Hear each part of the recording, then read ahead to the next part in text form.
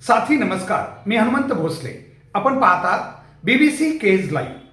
अखेर भारत सरकारनं दिल्लीतील जंतर मंतर इथं सुरू असलेलं सोनम वांगचुक यांचं उपोषण अतिशय शिस्तबद्ध पद्धतीनं मोडीत काढलं.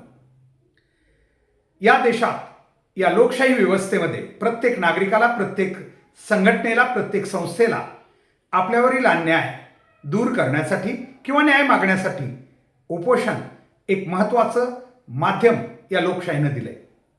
मात्र दिवसेंदिवस या उपोषणाच्या या शस्त्राचं नेमकं काय होतंय हे आपण उघड्या डोळ्यांनी पाहतोय. खरं तर दिल्लीत सुरू असलेले उपोषण अतिशय महत्त्वाच्या काही कारणासाठी सुरू होतं. मात्र सरकार आणि त्याचे समर्थक या सर्वांनी मिळून एक फेक नेरेटिव्ह चालवून की सोनम वांगचुक यांचं उपोषण कसं चुकीचं आहे, जसजसं उपोषण शेवटच्या टप्प्यात आलं होतं किंवा ते संवेदनशील बनत होतं त्यावेळी या सर्वांनी, विशेषतः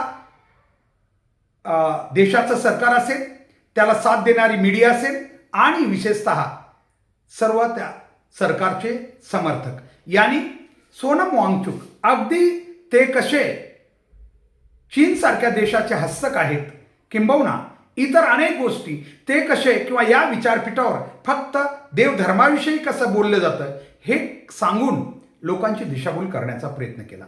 दिशाभूल मी यासाठी म्हणेन की ज्या सरकारचं कर्तव्य होतं की सरकार हे सर्वोच्च असतं, ते कोणत्याही व्यवस्थेचं असो, कोणत्याही पक्षाचं असो, तो सर्वस्व आहे. अशा वेळी एखादा नागरिक किंवा एखादं संघटन जर अशा प्रकारे उपोषणाला बसलेलं असेल, त्या ठिकाणी जाऊन त्याच्याशी चर्चा करणं, त्याला उपोषणापासून परावृत्त करणं हे खरं तर सरकारचं काम आहे. मात्र असं काहीच झालं नाही. उलट अगदी सुरुवातीपासूनच हे उपोषण कसं देशद्रोही आहे असा एक फेक नेरेटिव्ह तयार करण्याचा प्रयत्न या देशात झाला. विशेष म्हणजे मीडियामध्ये तर अगदी सोनम वांगचुक याचं 19व्या दिवशी उपोषण सुरू असताना सुद्धा या देशातील या मीडियानं एक बातमी सुद्धा दिवसभर कधी दाखवली नाही. एक 2-3 चॅनल आहेत, त्यांचे खरं तर आभार देशानं व्यक्त करायला पाहिजेत. कळत नकळत का असत नाही, त्यांनी या आंदोलनाची, या लोकशाहीची दखल घेतलेली आहे. मात्र मेजॉरिटी महत्त्वाची या देशातील इलेक्ट्रॉनिक माध्यमं अगदी जेव्हा सोनम वांगचुक हे आपल्या आयुष्यातील उपोषणातून म्हणजे अगदी त्यांचा बेभरवसा झालेला असताना सुद्धा ही सगळी चॅनल्स मात्र मोदी कुठं काय करत आहेत आणि बाकी गोष्टी या सरकारच्या उपलब्धतेबद्दल किंवा यशाबद्दल बोलत असताना दिसली. हे सर्व जणू काही ठरवून होतं. मी यासाठी म्हणतो की या देशातील प्रत्येक सरकारचं एक उत्तरदायित्व आहे की कोणीही व्यक्ती, संघटन जेव्हा उपोषणाला बसले असतील तेव्हा त्यांच्याशी चर्चा केली जावी. आणि त्यातली त्यात नीट सारख्या परीक्षा ज्या की पेपर फुटीनंतर गाजल्या, त्यानंतरही अनेक काही बाबतीतही अशा घटना घडल्या, त्यावेळी ज्या मुलांनी आत्महत्या केल्या त्या मुलांच्या आत्महत्या आणि या सगळ्या गोष्टीमुळं या उपोषणाला वेगळं महत्त्व आलं होतं. परंतु या लोकाला कुठलंच काही नव्हतं. काहींनी वेगवेगळं सांगायला सुरुवात केलं, काहींनी तर अगदी हे म्हणायला सुरुवात केलं या विचारपीठाहून फक्त धर्मविरोधी प्रचार चालू आहे. खरंच या विचारपीठावर धर्मविरोधी प्रचार होता का? कदाचित एका कुणीतरी, मला वाटतं एका व्यक्तीनं आपल्या भाषणातून, मला वाटतं कामरान यांनी आपल्या भाषणातून एक अशा माध्यमातून एक साहित्यिक वृत्तीचा व्यक्ती, त्याने असं म्हटलं की सीताच्या पतीचा वापर हा नीताच्या पतीला मदत करण्यासाठी केला जातो. याच्यात श्रीरामांचा एक तर उल्लेखही नाही आणि सीता हा उल्लेख असला तरी श्रीरामांचा त्या ठिकाणी कुठंच अपमान नाही. कारण त्यांनी म्हटलं काय की सीतेच्या पतीचा वापर या कामासाठी केला जातो, नावाचा वापर केला जातो. हे खरंच आहे, याच्यात चूक काय होतं? आणि एखादं शासन जर त्याचा पक्षच एखादा ठराविक विचारानं आध्यात्मिक क्षेत्राशी निगडीत असेल आणि त्याचा आड घेऊन ते जर आपली वाटचाल करत असेल तर त्याच्यावर टीका कुणी करायचीच नाही का? म्हणजे फक्त धर्म आणि ईश्वर याचा आड पकडून देशावर अत्याचार केला तरी ते त्याच्याविषयी कुणी बोललं तर ते देशद्रोह ठरावा? हे कुठली बाब? म्हणून या ठिकाणी हे सर्व शिस्तबद्ध पद्धतीने केलं गेलं. आमचा प्रश्न तर त्यापेक्षा पुढे आहे की या देशात प्रत्येक व्यक्तीला न्याय मागावा लागतो. जर प्रशासन ऐकत नसेल तर शेवटी उपोषणासारखा शेवटचा मार्ग त्याला स्वीकारावा लागतो. मात्र आता ही व्यवस्था म्हणत राहील की अण्णा हजारेंनी एवढी उपोषणं केली, त्याची दखल कोणी घेतली नाही. इथं सोनम वांगचुक सारख्या व्यक्तीनं 18-18, 20-20 दिवस उपोषणं केली तरी दखल घेतली नाही या देशाच्या शासनानं. तिथं सामान्य व्यक्तीची दखल घेण्याची गरज नाही असा संदेश याच्यातून नक्की जाऊ शकतो. आणि याच्यात जे सामान्य लोकांचा, शासन कुणाचंही असो, उद्या कदाचित हे शासन बदलेल, दुसरं येईल, कदाचित ते सुद्धा मागचा अनुभव घेऊन मागच्या सरकारनं अशा काही गोष्टी उपोषणाला महत्त्व दिलं नव्हतं असं समजून उद्या काँग्रेससारखं सरकार सुद्धा असं करू शकतं. तेव्हा सामान्य जनतेनं करायचं काय? कारण शेवटी आम्हाला माहिती आहे जेव्हा समस्या सुटत नाहीत तेव्हा उपोषण किंवा आंदोलनं हे शेवटचा मार्ग असतो. मग शासनाला सांगायचंय का आम्ही उपोषणाला आता अजिबात महत्त्व देत नाही, तुम्ही रस्त्यावर या, हिंसाचार करा, तरच आम्ही कदाचित दखल घेऊ, असं तर शासनाला म्हणायचं नाही ना. खरं तर सोनम वांगचुक यांचं उपोषण खूप महत्त्वाचं आहे. सोनम वांगचुक हे किती महत्त्वाचे व्यक्ती, आणखी या देशात करायचं काय?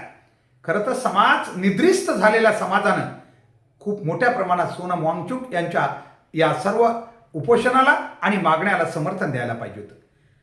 आणि त्यांना समर्थन नाही असं नाही, मोठ्या प्रमाणात आहे, पण ज्या प्रकारे रिॲक्ट व्हायला पाहिजे तेवढं समाज आणखी होत नाही. मी हेही सांगेन की अगदी भारतीय जनता पार्टीचे काही पक्षाचे कार्यकर्ते किंवा त्या पक्षाचे अनुयायी सुद्धा सोनम वांगचुक यांच्या उपोषणाला समर्थन देत होते, पण त्यांचा नाईलाज होता. ते पुढे येऊन काहीच करू शकत नव्हते कारण मागण्या रास्त होत्या. एखादा व्यक्ती इतक्या अगदी टोकाला जाऊन देशासाठी, या देशातील व्यवस्थेला प्रश्न विचारत असेल तर त्याला देशद्रोही ठरवण्याची नवीन पद्धत जर रूढ झाली तर या देशात भविष्य काय असेल? आम्ही जनसामान्य लोकांना प्रश्न करतो, मग तो आजचा भारतीय जनता पार्टीचा समर्थक असेल त्यालाही आमचा प्रश्न आहे. जेव्हा तुझ्या घरावर प्रश्न येतील, जेव्हा तुला तुझ्यासाठी अन्याय हो काय तुझ्या घरावर झालेला असेल किंवा तुझ्या स्वतःवर झालेला असेल, तेव्हा तू या गोष्टीचं समर्थन करशील का? किंवा उपोषणाची दखल नाही घेतली तरी चालेल असं तुला वाटेल का? तर नाही वाटणार. म्हणून आज जे काही चाललंय आणि ज्या प्रकारे केवळ धर्म आणि ईश्वर यांना जोडून या सगळ्या गोष्टी केल्या जातात, प्रश्न विचारले जातात. जर हे पक्ष, हे सरकार जर धर्म आणि ईश्वर याला एवढं मानताय तर सगळ्यात मोठं आणि सगळ्यात अस्मिता असलेलं या देशाचं राम मंदिर जिथं चोरी झाली तिथं काहीच बोलायचं नाही कुणी, आणि त्यावर तुम्ही का बोलत नाही कुणी काहीच? दुसरीकडे विषय कसं काय घेऊन जाता? चोरीचा प्रश्न लपवण्यासाठी कदाचित या सगळ्या गोष्टी केल्या जातात. मग चोरीच्या प्रश्नाचं उत्तर देऊन तुम्ही बाकी द्या, मग मान्य करता येईल. मात्र असं केलं जात नाही. उलट चोरीवर प्रश्न विचारला की म्हटलं काय जातं, हिंदूचा पैसा हिंदूनं चोरला. अरे वा, काय तर्क आहे हा? हिंदूचा पैसा हिंदूनं चोरला त्यामुळे इतरांनी बोलू नये. इतरांनी म्हणजे कोणी? प्रत्येक हिंदू ज्याच्या नावापुढं तर त्याला हिंदुत्व कसं व्यक्त करायचं हा ज्याचा त्याचा प्रश्न आहे. हिंदुत्व काट्या किंवा हे हातात घेऊन किंवा टोप्या घालून टिळे ओढून फक्त हिंदुत्व नाही होत. तुमच्यापेक्षा कट्टर हिंदुत्ववादी या ठिकाणी आहेत देशात, मात्र ते देशाचं हित बघतात. ते अशा प्रकारे देशाचे तुकडे होतील किंवा देशात अशांतता होईल किंवा देशातला समाज विभागला जाईल असं कार्य तुमच्यासारखं करत नाही. तुमच्यापेक्षा कट्टर हिंदू आहेत ते, कट्टर. त्यांच्यामध्ये हिंदुत्व खचाखच भरलेलं आहे आणि ते कुणाचं माहिती आहे? श्री छत्रपती शिवाजी महाराज शिवरायांचं हिंदुत्व आहे. ते जे हिंदुत्व हे आम्हाला शिकवण देत आहे की देश आणि समाज, पूर्ण समाज, कुठल्या एका समाजाला टार्गेट करून तुमचं हिंदुत्व सिद्ध होत नाही. हा भित्रेपणा आहे आणि तो नेहमी सिद्ध झालाय, भविष्यात होईल. आणखी समाज त्या टोकाला गेलेला नाही. त्यामुळं कदाचित काहींना वाटत असेल की असं होऊ शकत नाही, परंतु वेळेने काही होऊ शकतं. म्हणजे असं आहे का की जे काही राम मंदिर आहे का या भारत देशाच्या बाहेरचं नाही आहे, त्यामुळे त्यालाही संविधान लागू आहे. त्यामुळे चोरी करणारावर आरोप करणं, तो हिंदुत्व मानणारा असो किंवा नसो, त्याला हक्क आहे. तो कोणत्याही जाती धर्माचा असो. देशात घडलेल्या घटनेबद्दल बोलण्याचा अधिकार प्रत्येकाला आहे. तिथं धर्माच्या आधारे या देशात काही दिले नाही की एखाद्या धर्माची चोरी झाली त्याचा त्या धर्मानंच मिटवावी असं कुठं लिहिलेलं नाही. तो प्रश्न या देशातील कोणीही नागरिक उचलू शकतो. आणि म्हणून हे असं म्हणणं की चोरी फक्त हिंदुत्वाची झालेली आहे किंवा राम मंदिराची चोरी झाली आहे, राम मानणाऱ्यांनीच त्याला बोलावं हे अत्यंत चुकीचं आहे. राम मानणारे असोत किंवा नसोत, राम मानण्याचा तरीका प्रत्येकाचा वेगळा आहे. राम मानणारे आपापल्या वेगवेगळ्या पद्धतीने व्यक्त होतात. म्हणून फक्त प्रदर्शन करणारेच राम मानतात असं कधी होत नाही.